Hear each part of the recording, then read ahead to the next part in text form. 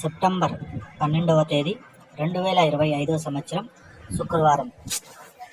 ఈ వీడియోలో చింతామణి టమాటా ధరలు ఎలా ఉన్నాయో తెలుసుకుందాం. ఇక చింతామణి మార్కెట్లో ఇంకా వేలంపాట్లు అయితే జరుగుతూనే ఉన్నాయి. ఇప్పటివరకు జరిగిన వేలంపాట్ల ప్రకారం ధరలు చూసుకుంటే ఇక్కడ 14 కేజీల బాక్సులు మూడో రకం కాయలు 50 రూపాయల నుంచి ప్రారంభమై 60, 70, 80, 90, 100 రూపాయల వరకు అయితే పలికాయి. రెండో రకం కాయలు 100 రూపాయల నుంచి ప్రారంభమై 120, 140, 160, 170, 180 రూపాయల వరకు అయితే పలికాయి.